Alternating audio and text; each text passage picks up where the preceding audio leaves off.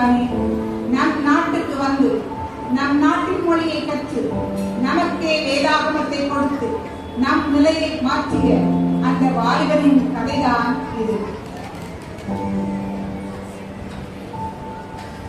யோ, நம்ம ஊருக்கு யாரோ ஒரு வெள்ளக்காரன் வந்திருக்காரு கப்பல்ல.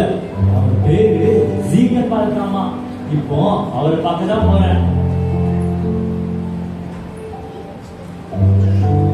Hello boys. ஐயோ, வெள்ளக்காரன் வெள்ளக்காரன். Don't run. ஐயோ, ஓடி ஓடிறாங்க. நான் பேசுற இங்கிலீஷ் புரியலையே. இவ்வளவு தூரம் கப்பல்ல வந்திருக்கேன். இப்போ எனக்கு நல்லா புரிஞ்சிருச்சு. இவங்களோட பாஷையில இங்கிலீஷ் கொடுத்தாதான் இவங்களை அதான் பண்ண முடியும். சரி, நான் இப்பவே போய் தமிழை கற்றுக்க போறேன்.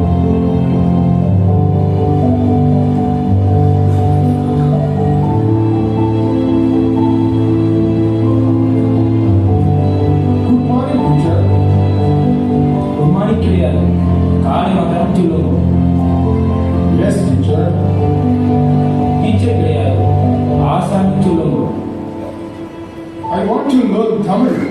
Will you please help me, Asan sir? சரி, அப்படி உட்காருங்க. சரி, எல்லாரும் ஆ போடுங்க.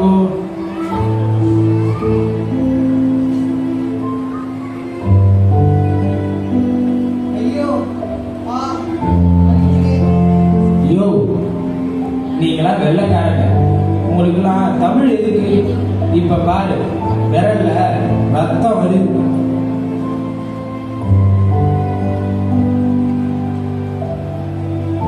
ஆசான் சார், என் இயேசு எனக்காக சிந்திய இந்த ரத்தத்தை விட இது ஒன்றும் பெருசில்ல.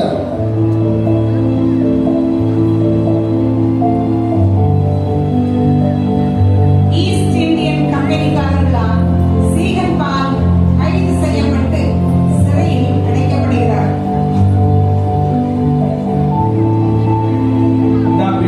சாப்பாடு ஐயா, எனக்கு உணவு பசி விட ஆத்ம பசி தான் அதிகமாக இருக்கு. இப்போ நான் புதிய ஏற்பாட்டை தமிழுக்கு மொழிபெயர்க்கணும். எனக்கு கொஞ்சம் பேப்பர் தருங்களா? உனக்கு சாப்பாடும் கிடையாது, பேப்பரும் கிடையாது.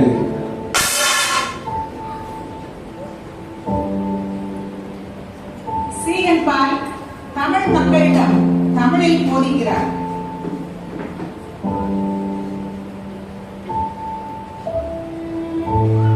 மக்களே, இதை கேளுங்கள். தேவன் தம்முடைய ஒரே பேரான குமாரன் இயேசுவை விசுவாசிக்கிறவன் எவனோ அவன் கெட்டு போகாமல் நித்திய ஜீவனை அடையும்படி அவரை தந்தருளி இவ்வளவாய் உலகத்தில் அன்பு கூர்ந்தார். ஐயா, இத்தனை நாளா நாங்க தண்டிக்கிற கடவுளை தான் பார்த்திருக்கோம். ஆனா இன்னைக்குதான் மன்னிக்கிற அன்பான கடவுளை பத்தி கேட்கிறோம்.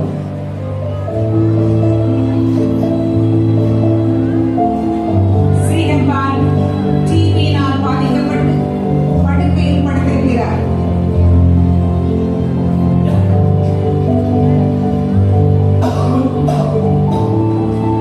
இந்த நெஞ்சு வலிய என்னால் தாங்க முடியல.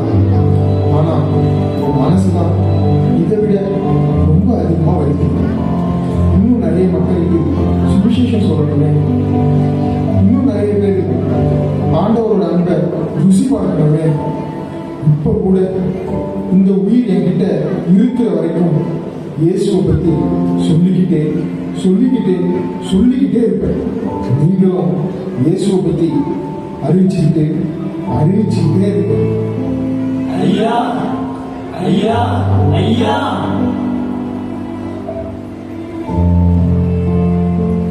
உயிரே போனாலும் தமிழ் மக்களுக்கு இயேசுவை பற்றி சொல்லுவேன் என்று தமிழ்நாட்டில் உள்ள தரங்கம்பாடிக்கு வந்து தமிழ் மொழியில் வேதாகமத்தை முதலில் மொழிபெயர்த்தவரும் அதை அச்சிட்டவரும் இவரே. சிறைச்சாலையில் கூட எனக்கு உணவு பசியை விட ஆத்ம பசிதான் அதிகம் என்று சொல்லி வேதாகமத்தை தமிழில் மொழிபெயர்க்க பாடுபட்டவரும் இவரே. அப்போது இருந்த டேனிஷ் அரசாங்கம் இவர் நாடான டென்மார்க்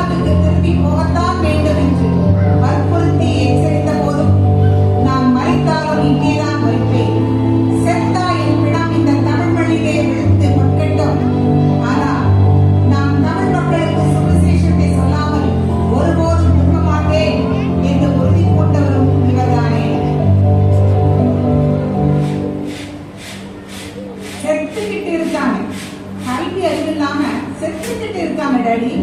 விட்டுடுங்க, விட்டுடுங்க. என் நகை எல்லாத்தையும் விட்டுடுங்க. சீக்கிரமா அந்த பணத்தை அண்ணனுக்கு அனுப்பிடுங்க என்று கதறினாள் ஒரு தங்கை. எத்தனை பேருக்கு நம்ம தமிழ்நாட்டுல பாளையங்கோட்டை என்ற ஒரு இடம் எங்கு இருக்குதுன்னு உங்களுக்கு தெரியுமோ தெரியாதோ என்று எனக்கு தெரியாது. ஆனா அந்த ஊருக்காக தன்னோட நகை பணம் கொடுத்து அங்க ஒரு கல்விக்கூடம் கட்டப்படணும்னு வாங்கிட்டு இப்படி கதறிய அந்த அமெரிக்க தேசத்து தங்கையோட கதையை தான் நாம் இப்போது பார்க்க போகிறோம். டாடி, மம்மி, சாரா, உங்ககிட்ட நான் ஒரு விஷயம் சொல்லணும். என்ன விஷயம் மகனே? சொல்லு. நான் மிஷனரியா ஊழியத்துக்கு போக ஆசைப்பட்டு முடிவு எடுத்துட்டேன். நல்லது. இது ஆண்டவருடைய ஊழியமாச்சு. ரொம்ப சந்தோஷம் மகனே. சரி அண்ணா, இப்ப ஆண்டவர் ஊழியத்துக்கு உங்களை எங்க போக சொல்றாரு? எந்த இடம் காட்டினாலும் அங்கே போவேன்னு நான் ஏற்கனவே ஆண்டவர் கிட்ட சொல்லியிருந்தேன் சாரா. நம்ம அமெரிக்கா நாட்டுக்குள்ள தானே மகனே? இல்ல டாடி, இந்தியாவில் சென்னை மாநிலத்துக்கு போக சொல்லியிருக்காங்க. கிட்டத்தட்ட 8200 கிலோமீட்டர். இவ்வளவு தூரமா? கஷ்டமா தான் இருக்கு. ஆனா எனக்கு மட்டும் கால்கள் சரியா இருந்திருந்தா நானும் உங்களோட மிஷனரியா இந்தியாவுக்கு வந்துடுவேன் அண்ணா. அது சரிதான். ஆனா நீ இங்கிருந்து அண்ணாவுக்காக அதிகமா ஜெபி. ஓகேனா சாரா? சில மாதங்களுக்கு பிறகு போஸ்ட் சார், போஸ்ட். சாரா, அண்ணா ஜான் கிட்ட இருந்து உனக்கு ஒரு கடிதம் வந்திருக்குமா?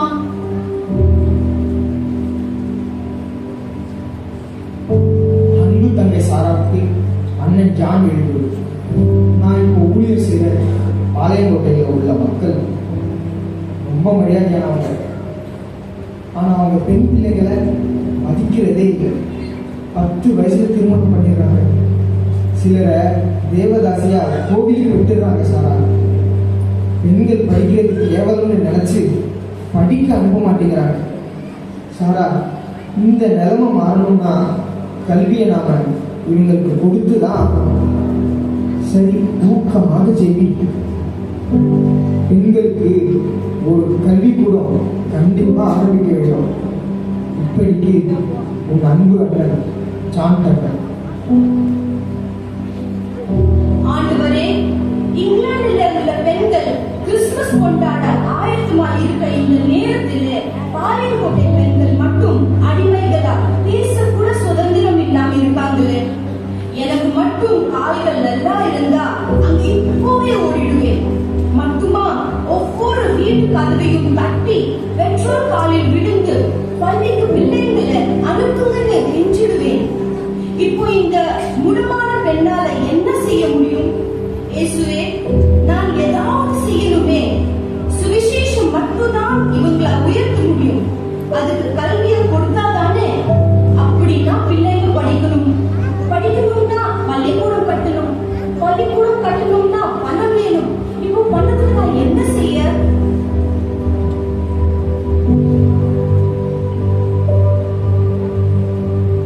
டாடி, மம்மி, இது எத்தனை பவுண்ட்? ஒரு பவுண்ட் நாமா? பிள்ளைக்கு புது செயின் வேணுமா? இல்ல டாடி, இந்தியாவுல ஒரு ஸ்கூல் கட்டணும்னா எவ்வளவு பணம் தேவைப்படும்? அவங்க பணத்துக்கு கிட்டத்தட்ட 3 லட்சம் தேவைப்படுமா? டாடி, என்கிட்ட இப்போ எவ்வளவு நகை இருக்கு? எனக்கு ஒரே 100 பவுண்ட் இருக்குமா? டாடி, இத வித்துட்டா ஒரு ஸ்கூல் கட்டிடலாமா? என்ன ஆச்சு சாராவுக்கு? நகையெல்லாம் உனக்கு கொள்ள பிரியமாச்சே. செத்துக்கிட்டு இருக்காங்கப்பா. பாளையங்கோட்டை பெண் பிள்ளைங்க கல்வி அறிவு இல்லாம செத்துக்கிட்டு இருக்காங்க. டாடி, மம்மி, நான் நகை இல்லாம பரலோகம் போயிடலாம். ஆனா இந்த கடிதத்துக்கு பதில் சொல்லாம பரலோகத்துக்கு போக முடியுமாப்பா?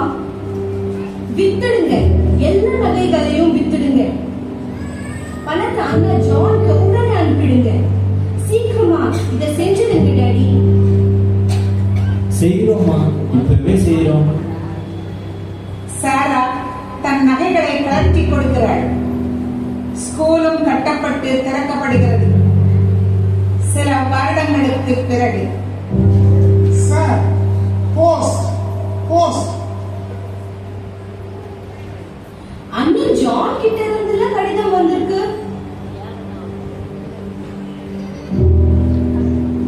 என் அன்பு தகைக்கு அண்ணன் ஜான் எழுதும் கடிதம். சாரா, ஒரு விஷயம். பணம் பற்றாக்குறையால் நாம தொடங்கின பள்ளிகளை தொடர்ந்து நடத்த முடியல. பள்ளிகளை மூட வேண்டிய நிலைமை வந்திருக்கிறது சார். அதற்காக நீ ஜெயித்து கொள். இப்படிக்கு அன்பு வேண்டும், ஜான். ஓ இயேசுவே, பள்ளிகள் இயங்கணுமே, பிள்ளைகள் படிக்கணுமே, உன் சத்தியம் தடை இல்லாமல் அறிவிக்கப்படணுமே. தேவனே இரக்கம் காட்டும். சிறிது நாட்களிலே சாரா இதை நினைத்து நினைத்து சுகமில்லாமல் ஆகிறாள்.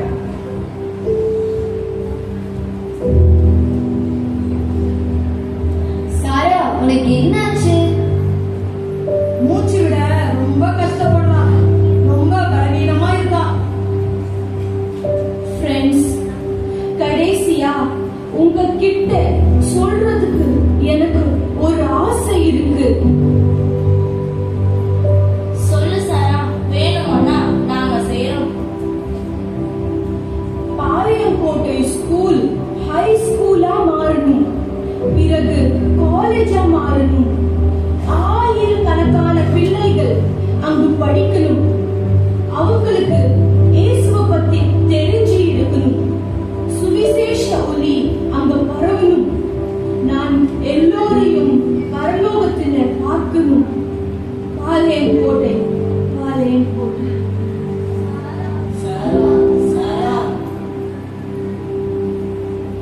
சாராவின் பணி இத்தோடு முடிந்ததா? இல்லை. அவளது கடைசி ஆசை நிறைவேறியதா? ஆம். நண்பர்கள் சேர்ந்து தங்களுடைய 200 பவுண்ட் நகைகளை விற்று 1895ஆம் ஆண்டில் சாரா டக்கர் ஸ்கூல், காலேஜ், ட்ரைனிங் ஸ்கூல் போன்ற அனைத்தையும் கட்டி அங்கு சுவிசேஷ பணியை தொடர்ந்தனர். தியாகம் இல்லாமல் ஊழியம் இல்லை. அம்மா, என்ன சொல்றீங்க? எங்களுக்கு ஆம்பளை டாக்டர் வேண்டாம், ஆம்பளை டாக்டர் வேண்டாம். வந்தா நீங்க வாங்க, நீங்க வாங்கம்மா. இல்லைன்னா அவ செத்தா சாகட்டும், செத்தா சாகட்டும் என்ற இந்த அவைய குரலுக்கு பதில் கொடுத்தாள் ஒரு பெண். மூட நம்பிக்கையினால் கண்கள் மூடப்பட்டிருந்த தமிழ் சமுதாயத்துக்கு வெளிச்சம் கொடுக்க ராணிப்பேட்டையில் பிறந்த ஒரு வெளிநாட்டு பெண் எழுப்பி மருத்துவ படிப்பை படித்து வந்து பிரசவ நேரத்தில் செத்துக் கொண்டிருந்த அநேக பெண்களையும் சிசுகளையும் காப்பாற்ற அந்த அவைய குரலுக்கு கீழ்ப்படிந்து வந்தவனே இந்த பெண். நான் உனக்கு மருத்துவம் தான் செய்கிறேன், ஆனால் உன்னை சுகப்படுத்துகிறவர் ஆண்டவராகிய இயேசு கிறிஸ்து என்று சொல்லி சுவிசேஷ சேவையும் செய்த அந்த டாக்டர் பணியின் கதைதான் இது. குட் மார்னிங் மிஷனரி ஐடா. எதுக்கு என்ன மிஷனரி ஐடான்னு கூப்பிடுற? நான் வெறும் ஐடா தான். இல்ல, உங்க அப்பா, அம்மா, அண்ணா இப்படி எல்லாரும் இந்தியாவுல மிஷனரியா இருக்காங்கல்ல, அப்போ நீ கூட வர நாள்ல மிஷனரியா தானே போவ, அதான் அப்படி கூப்பிட்டேன். ஏடியா, இருந்து இருந்து இந்தியாவுக்கா? ஒரே சூடா, சுத்தம் இல்லாம, பசி, பட்டினி, பஞ்சம், சாவுன்னு இருக்கிற இந்தியாவுக்கு மிஷனரியாவா? சான்ஸே இல்ல. நான் அமெரிக்காவில தான் வசதியா செட்டில் ஆக போறேன். Post post. இந்தியாவுல எங்க அப்பா கிட்ட இருந்துதான் வந்திருக்கு. அன்பு மகள் ஐடா, நீ நலமுடன் இருப்பாய் நான் நம்புகிறேன். உன் அம்மா இங்க நோய்வாய்ப்பட்டு இருக்கிறாங்க. உன்னை பார்க்க வேண்டும் என்று விருப்பப்படுறாங்க. நீ உடனே கிளம்பி இந்தியா வந்த உன் அம்மாவுக்கு ஆறுதலாக மற்றும் உதவியாக இருக்கும். இப்படிக்கு உங்க அன்பு அப்பா ஸ்கடர். அச்சச்சோ, அம்மாவுக்கு உடம்புக்கு சரியில்லையே. நான் கண்டிப்பா உடனே இந்தியாவுக்கு கிளம்பி ஆகணுமே. நான் அப்பவே சொன்னேன்ல இந்தியாவுக்கு போவேன்னு. லிடியா, நல்லா கேளு. நான் இப்ப எங்க அம்மாவை தான் பார்க்க போறேன். அங்க போய் செட்டில் ஆகுறதுக்கு இல்ல, உடனே நான் அமெரிக்கா வந்துடுவேன். இது என்னோட உறுதியான முடிவு. 1890ஆம் ஆண்டு இறையியல் முடித்த ஐடா இந்தியாவுக்கு அம்மாவை பார்க்க வருகிறார். டாடி, மம்மி எப்படி இருக்கீங்க? மம்மி, நீங்க ரொம்ப மெலிஞ்சு போயிட்டீங்களே. சரி, இப்ப நான் வந்துட்டேன்ல, உங்களை நான் நல்லா பார்த்துக்குவேன். ஐடா, உன்னை பார்க்கவே எனக்கு ரொம்ப ஆறுதலா இருக்கு. சீக்கிரமா எனக்கு குணமாயிடுமா? ஐயாம்மா, பக்கத்து ஊர்ல ஒரு பெரியவருக்கு சிக்கன் பாக்ஸ் வந்திருக்கு. ட்ரீட்மெண்ட் பண்ணிட்டு உடனே வந்துருவேன். அம்மாவை பத்திரமா பார்த்துக்க. டாடி, கவலைப்படாம போயிட்டு வாங்க. அம்மாவை நான் பார்த்துக்கிறேன்.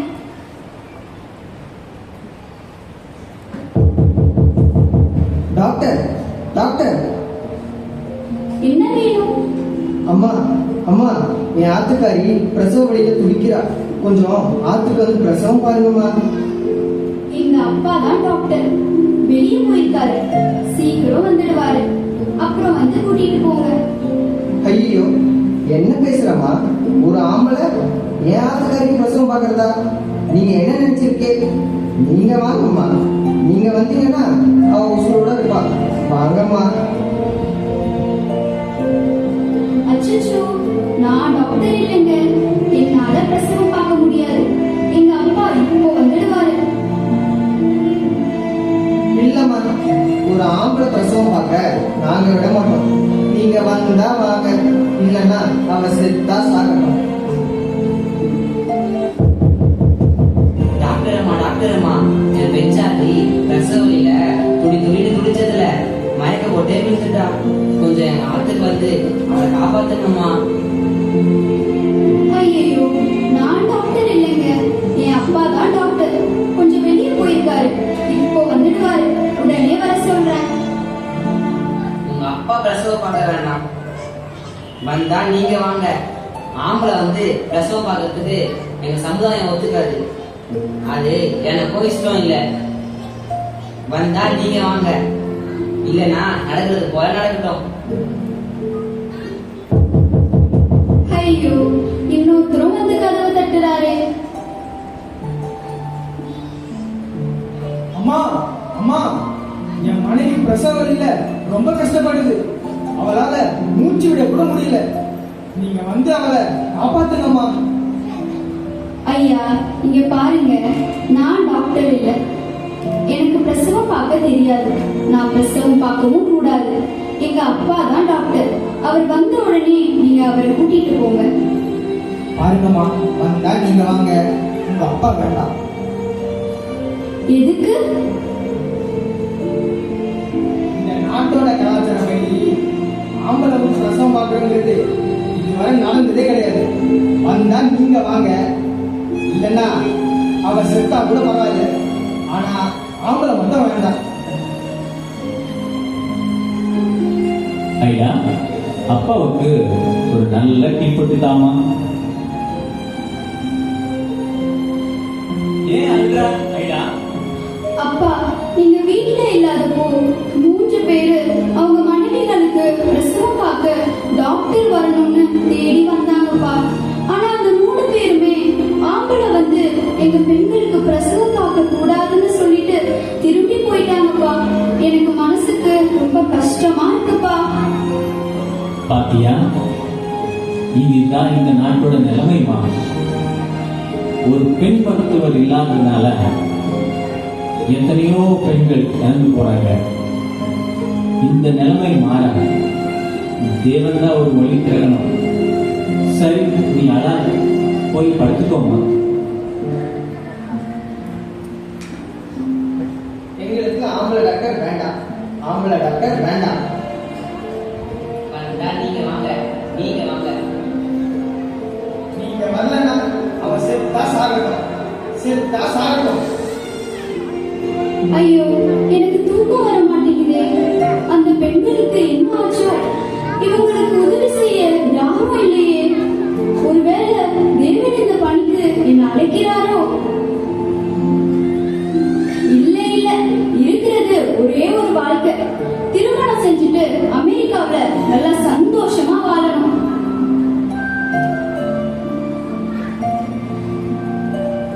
ஆனா இந்த மக்களை நினைச்சா பாவமா இருக்கே. ஆண்டவரே, எனக்கு என்ன செய்யணும்னு தெரியலையே.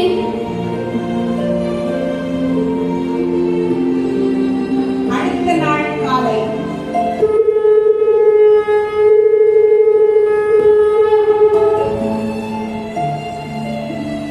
ஐயோ, இது அந்த ஐயருடைய மனைவி தானே?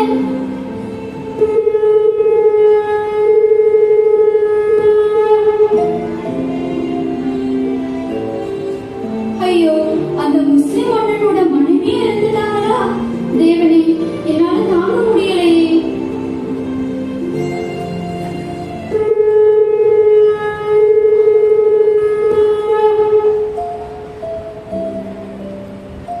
ஐயோ, இவரோட மனைவியும் இருந்துட்டாங்களே. தேவனே, இதையெல்லாம் என்னால பார்த்துக்கிட்டு சும்மா இருக்க முடியலையே. ஐயோ, இவங்க 3 பேரும் மூட நம்பிக்கையால தங்களோட பெஞ்சாதிகளை இப்படி அநியாயமா கொண்டுட்டாங்களே. இது மாதிரி இனியும் நடக்க கூடாது. தேவனே, இனியும் நான் காலம் தாழ்த்த விரும்பல. இந்த மக்களுக்கு உதவி செய்ய நான் என்னையே கொடுக்கிறேன். நான் இவங்களுக்கு சேவை செய்யறதுதான் உன் சித்தம்னு நான் இப்ப உணர்ந்து என்னை முழுசா இந்நேரம் அர்ப்பணிக்கிறேன்.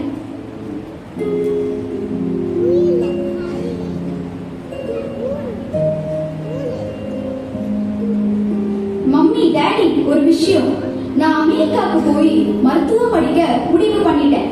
படிச்சு முடிச்சுட்டு இந்தியாவுக்கு வந்து இந்த மக்களுக்கு மருத்துவமும் தேவனுக்கு ஊழியமும் செய்யலான்னு முடிவு பண்ணிட்டேன்.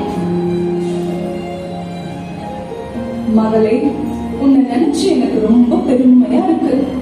பரலோகம் இந்த வார்த்தைகளை கேட்டு எவ்வளவு சந்தோஷப்பட்டு இருக்கும் தெரியுமா?